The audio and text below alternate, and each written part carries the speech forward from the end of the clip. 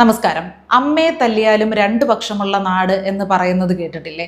അമ്മയെ തല്ലിക്കഴിഞ്ഞാൽ അതിനൊരൊറ്റ പക്ഷമേ ഉള്ളൂ, അതൊരു അന്യായമാണ് എന്ന പക്ഷം മാത്രം. അതിനെ എത്ര ന്യായീകരിക്കാൻ ശ്രമിച്ചാലും ന്യായീകരിക്കാൻ സാധിക്കില്ല. എന്നാൽ ഇന്ന് എനിക്ക് രണ്ടു വശവും സംസാരിക്കേണ്ട ഒരവസ്ഥയാണ്. ഒരിക്കലും ഒരു കൊലപാതകത്തെയോ അല്ലെങ്കിൽ മുതിർന്നവരെ ബഹുമാനിക്കാതിരിക്കുന്നതിനെയോ വേദനിപ്പിക്കുന്നതിനെയോ ഞാൻ പ്രോത്സാഹിപ്പിക്കുകയുമില്ല, പ്രോത്സാഹിപ്പിക്കുകയല്ല ഈ ചെയ്യുന്നത്. പക്ഷേ നമ്മൾ തീർച്ചയായും അറിഞ്ഞിരിക്കേണ്ട, ചർച്ച ചെയ്യേണ്ട, മനസ്സിലാക്കേണ്ട ഒരു വിഷയം ഈ വീഡിയോയിൽ ഉണ്ട്. അത് നിങ്ങൾക്ക് മനസ്സിലാകും. കഴിഞ്ഞ ദിവസം ബാംഗ്ലൂരുവിൽ ഒരു മകൻ അമ്മയെ കൊലപ്പെടുത്തി. 75 വയസ്സുള്ള കിടപ്പ് രോഗിയായ അമ്മ. മകൻ ഒരു സ്വകാര്യ കമ്പനിയിൽ ജോലി ചെയ്യുകയായിരുന്നു. ആ ജോലി ഉപേക്ഷിച്ച്, ജോലി വേണ്ടെന്ന് വെച്ച് 10 വർഷമായിട്ട് കിടപ്പ് രോഗിയായ, യാതൊരു പുരോഗതിയും ആരോഗ്യ നിലയിൽ ഇല്ലാത്ത അമ്മയെ നോക്കുകയാണ്. ഈ മകൻ മാത്രമാണ് അമ്മയെ നോക്കുന്നത്. മകൻ്റെ ഭാര്യ വേറെ ഒരു ജോലിക്ക് പോകുന്നുണ്ട്, ഒരു ചെറിയ ജോലി. അതുകൊണ്ടാണ് അവരുടെ കുടുംബം മുന്നോട്ട് പോകുന്നത്. മറ്റാരും സഹായിക്കാനില്ല. ഇയാൾ നോക്കി 10 വർഷം കൊണ്ട് മാനസിക നില വല്ലാത്ത ബുദ്ധിമുട്ടിലായി. ജീവിതം മുന്നോട്ട് ജീവിക്കാൻ ദുസ്സഹമായി തോന്നി. അദ്ദേഹം അവസാന ഒരു മാർഗമെന്നോണം സ്വന്തം 75 വയസ്സുള്ള സ്വന്തം അമ്മയെ സ്വന്തം കൈകൊണ്ട് ഏറ്റവും മുകളിലത്തെ നിലയിൽ നിന്ന് താഴത്തെ നിലയിലേക്ക് എറിഞ്ഞ് കൊലപ്പെടുത്തി. ഒരു കൊലപാതകത്തെ ഒന്നിൻ്റെ പേരിലും ന്യായീകരിക്കാൻ പറ്റില്ല. അത് മറ്റൊരു കാര്യം. അതുമാത്രമല്ല, കൊലപാതകം ഒന്നിനും ഒരു പരിഹാരവുമല്ല. അത് മുൻപോട്ടുള്ള നമ്മുടെ ജീവിതത്തെയും സമാധാനത്തെയും മോശമാക്കുകയുള്ളൂ, കാര്യങ്ങൾ കൂടുതൽ വഷളാക്കുകയുള്ളൂ. അതോടെ ഒരു വ്യക്തിയുടെ, ജീവിച്ചിരിക്കുന്ന വ്യക്തിയുടെ ജീവിതം തീരുകയാണ്. അപ്പോൾ ഇതിൻ്റെ ചർച്ച ചെയ്യേണ്ട മറ്റൊരു വശം, തെറ്റ് എന്നുള്ളതിനെക്കുറിച്ച് ഞാൻ സംസാരിക്കുന്നില്ല. അത് തെറ്റ് തന്നെയാണ്. ആദ്യ പോയിന്റ് അതാണ്. ഒരു കാലത്ത് നമ്മൾ ചെയ്യാൻ പാടില്ലാത്തതാണ്. നമ്മുടെ പ്രസവിച്ച അമ്മമാരുടെ മുഖത്ത് നോക്കി ചീ പോന്ന് പറയുന്നത് തൊട്ട് അവരെ ശാരീരികമായിട്ടോ മാനസികമായിട്ടോ വേദനിപ്പിക്കുന്നത് ഒരു തരത്തിലും അംഗീകരിക്കാൻ പറ്റില്ല, പ്രോത്സാഹിപ്പിക്കാൻ പറ്റില്ല. ഞാൻ ഊന്നി പറയുന്നു. ഞാനിന്ന് പറയാൻ പോകുന്നത് ആ മകൻ്റെ മാനസികാവസ്ഥ എന്തായിരുന്നിരിക്കും. സ്വന്തം കൈകൊണ്ട് 10 വർഷം ജോലി ഉപേക്ഷിച്ച് നോക്കിയ തൻ്റെ അമ്മയെ കൊലപ്പെടുത്താൻ ഒരുങ്ങണമെങ്കിൽ അയാളുടെ മാനസികാവസ്ഥ എന്തായിരുന്നായിരിക്കും? എന്തൊക്കെ ഘടകങ്ങളായിരിക്കും അയാളെ ആ ഒരു മാനസികാവസ്ഥയിലേക്ക് നയിച്ചത്, പെട്ടെന്ന് ആ ഒരു തീരുമാനത്തിലേക്ക് നയിച്ചത്? എന്തുമാത്രം ആളുകൾ നമുക്ക് ചുറ്റും ഇങ്ങനെയുണ്ട്. സ്വന്തം അമ്മമാരെയും അച്ഛന്മാരെയും ഒക്കെ നോക്കാൻ വേണ്ടി ഒരു ദാമ്പത്യ ജീവിതം പോലും വേണ്ടെന്ന് വെച്ച, അല്ലെങ്കിൽ അത് ഉപേക്ഷിച്ച, ജോലി ഉപേക്ഷിച്ച ഒരുപാട് മക്കൾ കേരളത്തിലും ഉണ്ട്. നമ്മുടെയൊക്കെ അറിവിലും പക്ഷെ ഒരുപാട് പേരുണ്ടായിരിക്കും. അവരൊന്നും പുറമേ വലിയ പ്രശ്നക്കാരായിട്ട് തോന്നില്ല, അല്ലെങ്കിൽ പുറമേ അവരുടെ ബുദ്ധിമുട്ടൊന്നും അവർ പ്രകടിപ്പിക്കില്ല. ഒരു പോയിന്റിൽ ഇത് മടുത്തു, ഇതെന്തൊരു ജീവിതമാണ്, ഈ ജീവിതത്തിനേക്കാൾ ഭേദം മരിക്കുന്നതാണ് എന്ന് തോന്നുമ്പോൾ ചിലർ സ്വയം ഇല്ലാതാകുന്നു. മറ്റു ചിലർ അവർക്ക് ആരാണോ ബുദ്ധിമുട്ടുണ്ടാക്കുന്നതായിട്ട് തോന്നുന്നത് അവരെ ഇല്ലാതാക്കാൻ ശ്രമിക്കുന്നു. ഒരു കാരണവുമില്ലാതെയാണ് ഓരോരുത്തരും മറ്റുള്ളവരെ കൊന്നുകൊണ്ടിരിക്കുന്നത്. അപ്പോൾ സ്വന്തം ജീവിതം തന്നെ നശിച്ചു എന്നുള്ള ഒരു തോന്നലിൽ നിന്ന് ഇങ്ങനൊരു മകൻ ചെയ്യണമെങ്കിൽ അതില്ലാതാക്കാൻ നമുക്ക് എന്ത് ചെയ്യാൻ കഴിയും? സമൂഹത്തിന് എന്ത് ചെയ്യാൻ കഴിയും? നിയമത്തിന് എന്ത് ചെയ്യാൻ കഴിയും? ഭരണകൂടത്തിന് എന്ത് ചെയ്യാൻ കഴിയും എന്ന് ചിന്തിക്കേണ്ടത് അനിവാര്യമല്ലേ? ആ മകൻ ഒരിക്കലും ഒരു മോശക്കാരനായിരുന്നില്ല എന്നത് അദ്ദേഹം 10 വർഷം കൊണ്ട് ഈ അമ്മയെ നോക്കുന്നു എന്ന് പറഞ്ഞതിൽ നിന്ന് തന്നെ നമുക്ക് വ്യക്തമാകുന്നുണ്ട്. ജോലി ഉപേക്ഷിച്ചു എന്ന് പറഞ്ഞതിൽ നിന്ന് തന്നെ വ്യക്തമാകുന്നുണ്ട് അമ്മയോട് ഈ മകനുള്ള സ്നേഹം. എന്നിട്ടും എന്തുകൊണ്ടത് ചെയ്തു, ചെയ്യേണ്ടി വന്നു?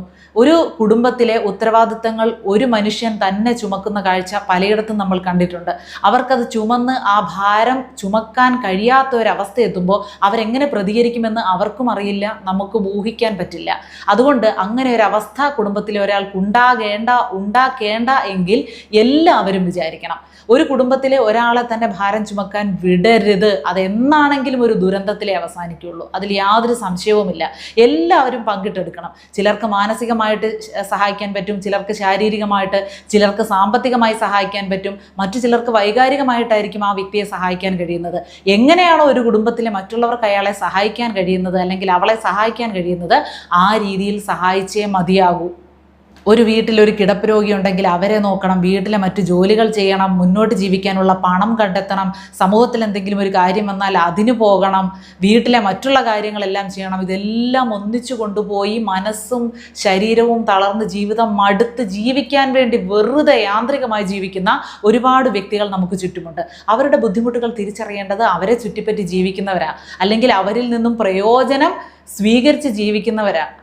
അവരുടെ സേവനം അനുഭവിക്കുന്നവരാണ് അത് മനസ്സിലാക്കേണ്ടത്. ഓരോ വീട്ടമ്മമാരും ഒക്കെ ബുദ്ധിമുട്ടി ഇങ്ങനെ പുലമ്പത്തില്ലേ, സ്ത്രീകളാണ് കൂടുതൽ ഈ പിറുപിറുക്കുന്നത്. പിറുപിറുക്കലിൻ്റെ ആളുകൾ സ്ത്രീകളാണ്. അവരനുഭവിക്കുന്ന ബുദ്ധിമുട്ടാണ് അവരിങ്ങനെ പറഞ്ഞു തീർക്കുന്നത്. അവരിങ്ങനെ പറഞ്ഞുകൊണ്ടേയിരിക്കും നേരം വെളുത്ത് രാത്രി വരെ. ഞാൻ ഈ ചെയ്യുന്ന കഷ്ടപ്പാടൊക്കെ ആർക്ക് വേണ്ടിയാ?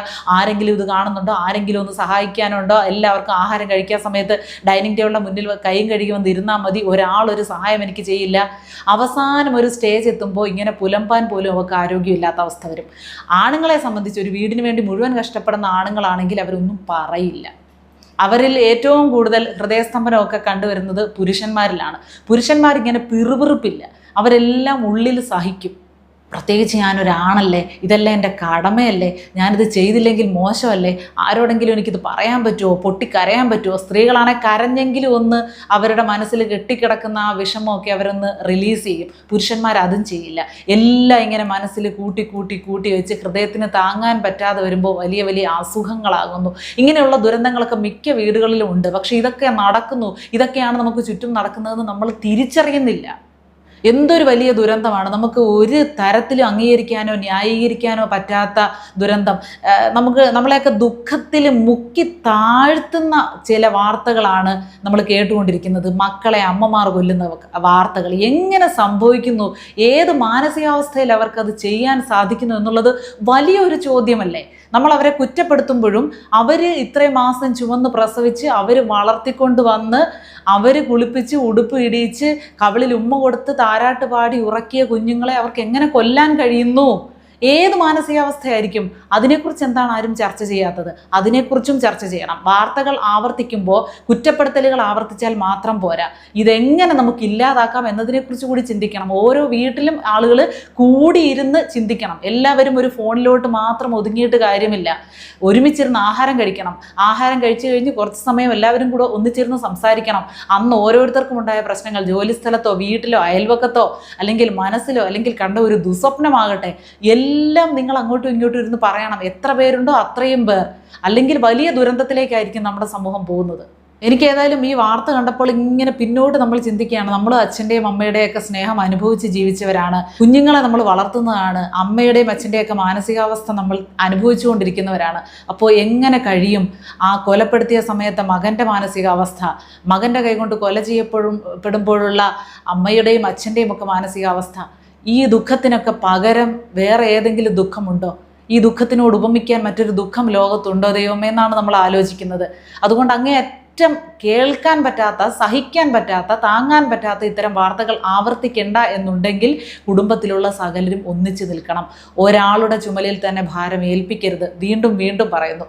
ഞാൻ ഈ വാർത്ത വന്നപ്പോൾ ഇതിനെക്കുറിച്ച് എല്ലാവരും സംസാരിക്കുക, എന്നാലും അവൻ എന്തൊരു മനുഷ്യനാ, അവനൊരു വൃദ്ധസദനത്തിലാക്കിക്കൂടായിരുന്നോ? അതിനും മനസ്സില്ലാത്ത ആളുകളുണ്ട്. ഇങ്ങനെയൊക്കെ അവനെ കുറ്റപ്പെടുത്താനുള്ള പോയിന്റുകൾ നമ്മൾ കണ്ടുപിടിക്കും. അവനെ ഒരു തരത്തിലും ന്യായീകരിക്കാതിരിക്കാനുള്ള, ഒരു തരത്തിലും ന്യായീകരിക്കാൻ പറ്റില്ല എന്ന പോയിന്റ് അവിടെ ഉറപ്പിച്ച് നിർത്തുമ്പോൾ തന്നെ നമ്മൾ ചിന്തിക്കേണ്ട മറ്റൊരു വശം കൂടിയാണ് ഞാൻ സംസാരിക്കുന്നത്. ചിലർ അഭിമാനമോർത്ത് അല്ലെങ്കിൽ മകൻ ജീവിച്ചിരിക്കുമ്പോൾ എങ്ങനെയാണ് ഒരു വൃദ്ധസദനത്തിൽ കൊണ്ടാക്കുക, അല്ലെങ്കിൽ വൃദ്ധസദനത്തിൽ മറ്റ് ഒരു അനാഥയെ പോലെ എൻ്റെ അമ്മ അല്ലെങ്കിൽ അച്ഛൻ ജീവിക്കുന്നത് കാണാൻ എനിക്ക് ഇഷ്ടമില്ല എന്നോർത്ത് 10 വർഷം നോക്കിയില്ലേ? എത്ര ചികിത്സിച്ചിട്ടും ആരോഗ്യത്തിൽ പുരോഗതിയില്ല. മനഃപൂർവ്വം ഡോക്ടറെ കൊണ്ട് ഒരു മേഴ്സി അതിലേക്കൊക്കെ പോകാൻ ബുദ്ധിമുട്ട് കാണും. അങ്ങനെ പല ബുദ്ധിമുട്ടുകൾ അയാളെ അലട്ടിയിട്ടുണ്ടാകും. ഒന്നും ഒരു കൊലപാതകത്തിന് ന്യായീകരണമല്ല എന്ന് പറയുമ്പോഴും ആരെയും ഇങ്ങനൊരു മാനസികാവസ്ഥയിലേക്ക് പറഞ്ഞു വിടാതിരിക്കാൻ നമ്മൾ ഓരോരുത്തരും ശ്രദ്ധിക്കണം എന്ന് മാത്രമാണ് ഞാൻ പറഞ്ഞു വെക്കുന്നത്. എൻ്റെ അഭിപ്രായത്തോട് എത്ര പേർക്ക് യോജിക്കാൻ പറ്റും എന്ന് നമ്മുടെ കമൻറ്റ് ബോക്സിൽ നിങ്ങളൊന്ന് പറയണേ.